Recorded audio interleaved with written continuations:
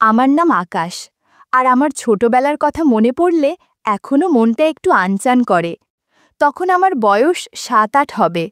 বাবা মা আমাকে নিয়ে কাকার বাড়ি যেতাম। কাকার বাড়িটা ছিল একতলা, ছোট্ট একটা উঠোন আর পিছনে একটা আম গাছ। আমি আর আমার কাকাতো বোন রিমা তখন সবে ৩-৪ বছরের। সারাদিন উঠোনে দৌড়াদৌড়ি করতাম। কখনো আম গাছের নিচে লুকোচুরি খেলতাম, কখনো কাকিমার হাতের পিঠে খেয়ে দুজনে একসঙ্গে দুষ্টুমি করতাম। রিমা ছিল দারুণ দুষ্টু। কাকিমা আমাদের দুষ্টুমি হাসিমুখে দেখতেন। মাঝে মাঝে বলতেন, আকাশ, রিমাকে এত আদর করিস না, মাথায় উঠে যাবে। কাকাও হাসতেন, তবে তিনি বেশিরভাগ সময় ব্যস্ত থাকতেন তার ছোট্ট দোকান নিয়ে। আমার ছোটবেলার সেই হাসি খুশির দিনগুলো যেন একটা স্বপ্নের মতো ছিল। কিন্তু সেই স্বপ্ন ভেঙে গেল যখন আমার বয়স ১৩ বছর। সেদিনটা এখনও আমার মনে ঝকঝকে স্পষ্ট। বর্ষার একটা দুপুর, আকাশ ছিল ঘন কালো মেঘে ঢাকা। বাবা মা কলকাতা থেকে হালিশহরে কাকার বাড়িতে আসছিলেন আমাকে নিয়ে যাওয়ার জন্য। আমি তখন আমাদের পুরনো বাড়িতে একটা প্রতিবেশীর কাছে ছিলাম। বাবা একটা সেকেন্ড হ্যান্ড মারুতি গাড়ি কিনেছিলেন কিছুদিন আগে, আর সেই গাড়িতেই তারা আসছিলেন। কিন্তু পথে বৃষ্টির জন্য রাস্তা পিচ্ছিল হয়ে গিয়েছিল। শুনেছিলাম বাবা গাড়ি চালাচ্ছিলেন আর মা পাশে বসে গান শুনছিলেন। হঠাৎ একটা ট্রাক তাদের গাড়ির সামনে এসে পড়ে। বাবা ব্রেক করার চেষ্টা করেছিলেন, কিন্তু পিচ্ছিল রাস্তায় গাড়িটা নিয়ন্ত্রণ হারিয়ে ফেলে। ট্রাকের সঙ্গে ধাক্কা লাগতেই গাড়িটা দুমড়ে মুচড়ে যায়। পুলিশ পরে বলেছিল দুর্ঘটনাটা এত ভয়ানক ছিল যে বাবা মা দুজনেই ঘটনাস্থলেই মারা যান। আমাকে যখন খবরটা দেওয়া হলো, আমি যেন পাথর হয়ে গিয়েছিলাম। আমার মাথায় কিছুই ঢুকছিল না। আমার সেই ছোট্ট দুনিয়াটা যেন এক মুহূর্তে ভেঙে চুরমার হয়ে গেল। আমার বুকের মধ্যে যেন একটা শূন্যতা তৈরি হয়েছিল। প্রতিবেশী আন্টি আমাকে জড়িয়ে ধরে কাঁদছিলেন, কিন্তু আমার চোখ দিয়ে এক ফোঁটা জলও বেরোল না। আমি শুধু চুপ করে বসেছিলাম। মনে হচ্ছিল আমি একটা স্বপ্ন দেখছি, যেখান থেকে জেগে উঠলেই আবার বাবা মাকে দেখতে পাব। কিন্তু সেই স্বপ্ন আর ভাঙল না। বাবা মায়ের শেষকৃত্যের সময়ে আমি হালিশহরে কাকার বাড়িতে গিয়েছিলাম। কাকা আমাকে বুকে জড়িয়ে বলেছিলেন, আকাশ, তুই চিন্তা করিস না, আমরা আছি তোর সঙ্গে। কিন্তু কাকিমার মুখে তখনও সেই হাসিটা ছিল না যেটা আমি ছোটবেলায় দেখতাম। তিনি চুপচাপ সব কাজ সামলাচ্ছিলেন, কিন্তু আমার দিকে তাকালে তার চোখে একটা অদ্ভুত দূরত্ব দেখতাম। বাবা মা চলে যাওয়ার পর আমার আর কোথাও যাওয়ার জায়গা ছিল না। আমাদের পুরনো বাড়িটা ভাড়ায় দেওয়া হয়েছিল, আর সেই টাকায় আমার পড়াশোনা চলত। কাকা আমাকে বললেন, আকাশ, তুই এখন থেকে আমাদের সঙ্গে থাকবি। আমি তখন ১৩ বছরের কিশোর, মনের মধ্যে দুঃখ আর অভিমান নিয়ে হালিশহরে কাকার বাড়িতে চলে আসি। কাকার বাড়িটা ছিল সেই একতলা বাড়ি, তবে এখন আর আগের মতো উঠোনে আম গাছের ছায়ায় খেলার দিন ছিল না। বাড়িটা একটু জরাজীর্ণ হয়ে গিয়েছিল, দেয়ালে স্যাঁতস্যাঁতে দাগ, আর কাকার দোকানের ব্যবসাও তেমন ভালো চলছিল না। প্রথম কয়েক মাস কাকা আমার সঙ্গে খুব যত্ন নিয়ে কথা বলতেন। তিনি আমাকে কলেজে ভর্তি করে দিলেন, আমার জন্য বইপত্র কিনে দিতেন। কিন্তু কাকিমার ব্যবহার আমাকে ক্রমশ অস্বস্তিতে ফেলত। তিনি আমাকে দেখলেই যেন মুখ গোমড়া করে ফেলতেন। আমি যখন ঘরে ঢুকতাম, তিনি চুপ করে যেতেন বা অন্য কাজে ব্যস্ত হয়ে পড়তেন। একদিন রাতে খেতে বসে আমি বললাম, কাকিমা, আজ মাংস রান্না করেছ তো? তিনি আমার দিকে তাকিয়ে একটু থেমে বললেন, আকাশ, এখন তো তুই বড় হচ্ছিস, আমাদেরও তো সংসার চালাতে হয়, প্রতিদিন মাংস খাওয়া যায় নাকি? তার গলার স্বরে একটা তীক্ষ্ণতা ছিল, যেন আমি কোনো অপরাধ করে ফেলেছি। আমার বুকের মধ্যে যেন কেউ ছুরি চালিয়ে দিল। আমি চুপ করে মাথা নিচু করে ডাল ভাত খেয়ে উঠে গেলাম। আমি বুঝতে পেরেছিলাম আমি এই বাড়িতে অতিথি, কোনো স্থায়ী জায়গা আমার এখানে নেই। রিমার সঙ্গে আমার সম্পর্কও ধীরে ধীরে বদলে গেল। ছোটবেলায় যে রিমা আমার পিছু পিছু ঘুরত, আমার শার্ট ধরে টানত, সে এখন একটু বড় হয়েছে। তখন তার বয়স ৯-১০ বছর হবে। সে আর আগের মতো আমার সঙ্গে দুষ্টুমি করত না। আমি যখন তাকে কিছু বলতে যেতাম, সে লাজুক হাসি দিয়ে চুপ করে থাকত। একবার আমি তাকে বললাম, রিমা, চল উঠোনে গিয়ে লুকোচুরি খেলি। সে শুধু মাথা নেড়ে বলল, না আকাশদা, আমার পড়া আছে। তার চোখে একটা দূরত্ব ছিল, যেন সে আমাকে এড়িয়ে চলছে। আমি বুঝতে পারিনি এটা তার লজ্জা না কাকিমার প্রভাব। কাকিমা মাঝে মাঝে রিমাকে বলতেন, তুই আকাশের সঙ্গে বেশি মিশিস না, ও এখন বড় হয়েছে। এই কথাগুলো আমার কানে এসে পৌঁছাতো আর আমার মনে হতো আমি এই বাড়িতে একা হয়ে যাচ্ছি। রিমার এই দূরে সরে যাওয়া আমাকে আরও একা করে দিল। একদিন আমি ঠিক করলাম আমি আর এখানে থাকব না। আমার পড়াশোনার জন্য বাবা মায়ের বাড়ির ভাড়ার টাকা আসতো, আর আমি একটা ছোট্ট চাকরির জন্য আবেদন করেছিলাম। কলেজ শেষ হওয়ার পর আমি কলকাতায় চলে আসার সিদ্ধান্ত নিলাম। কাকাকে বললাম, কাকা, আমি এখন নিজের পায়ে দাঁড়াতে চাই। কাকা একটু দুঃখ পেলেন, কিন্তু বললেন, ঠিক আছে আকাশ, তুই যা ভালো বুঝিস। কাকিমা কিছু বললেন না, শুধু মাথা নাড়লেন। আমি বুঝলাম তিনি হয়তো খুশিই হয়েছেন যে আমি চলে যাচ্ছি। রিমা আমার দিকে তাকিয়েছিল, তার চোখে একটা কথা ছিল, কিন্তু সে মুখে কিছু বলল না। আমি আমার ব্যাগ গুছিয়ে অজানার উদ্দেশ্যে রওনা দিলাম, আর পিছনে ফেলে এলাম সেই বাড়ি যেখানে আমার ছোটবেলার স্মৃতি ছিল। শহরে পা রাখার প্রথম দিনগুলো ছিল যেন একটা দুঃস্বপ্ন। আমার কাছে থাকার জায়গা ছিল না। প্রথম রাতটা আমি শহরের একটা বাসস্ট্যান্ডের বেঞ্চে কাটিয়েছিলাম।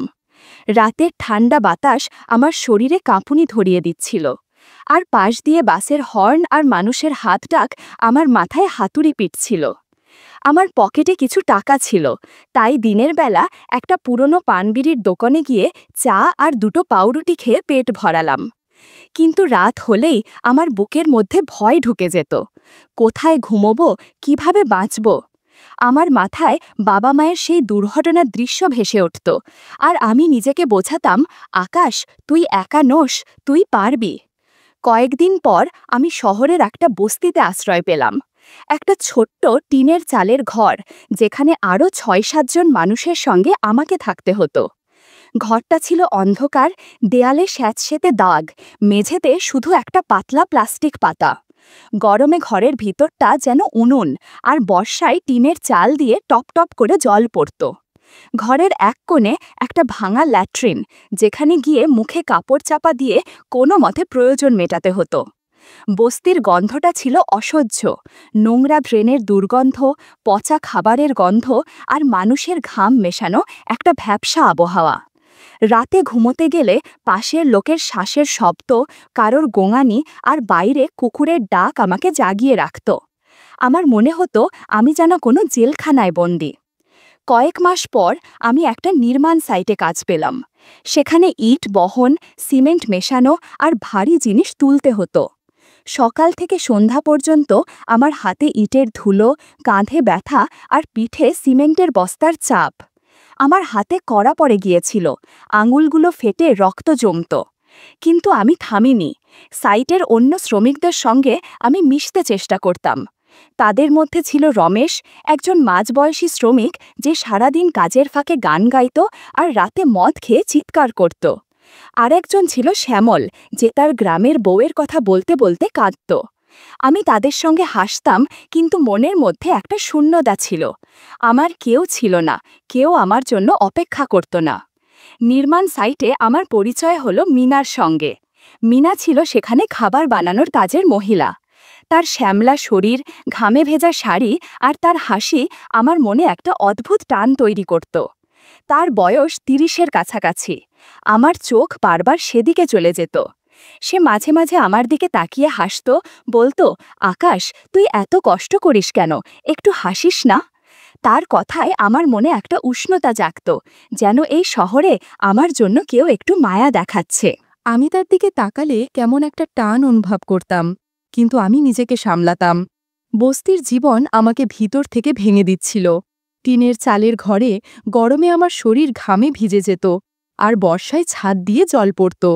ঘরের এক কোণে ভাঙা ল্যাট্রিন, যেখানে গিয়ে মুখে কাপড় চাপা দিয়ে কোনো মতে ব্যবহার করা যেত।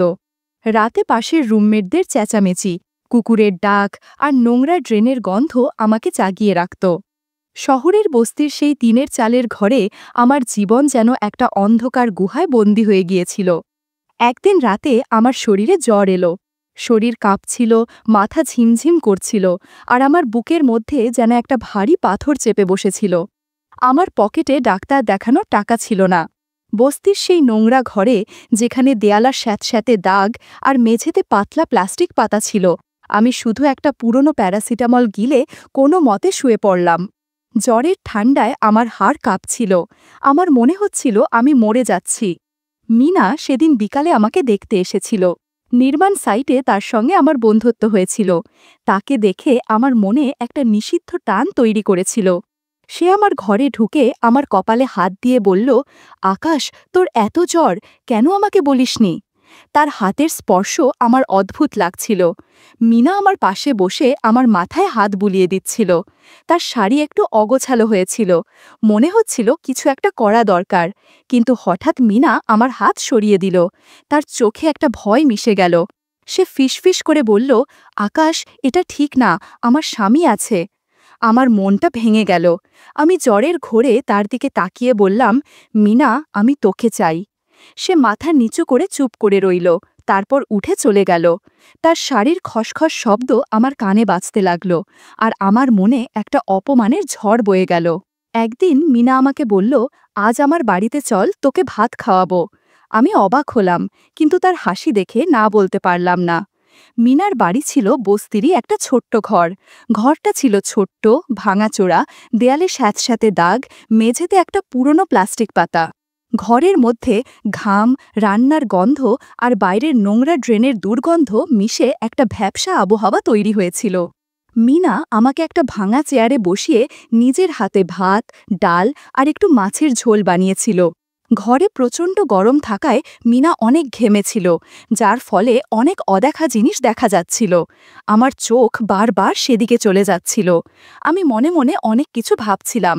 মিনার সাথে গল্প করতে করতে করতে বুঝতে পারলাম তার স্বামী নেশা করে বেড়ায়, কোনো রোজগার করে না। এদিকে মিনার টাকায় ঘুরে বেড়ায়, যে কারণে মিনা অনেক একাকিত্ব বোধ করছিল। নিজের মনের সুখ কারো কাছে পাচ্ছে। সুযোগ বুঝে আমি মিনাকে বললাম, আমি তোর সাথে আছি, তোর যা রাখবে আমি তোকে দিব। ধীরে ধীরে আমাদের মাঝে দূরত্ব কমতে থাকে। বস্তি ঘরের মধ্যে অনেক কিছু ঘটতে থাকে আমাদের মাঝে। সারা রাত ওর সাথে সময় কাটিয়ে বাড়ি ফিরে যাই।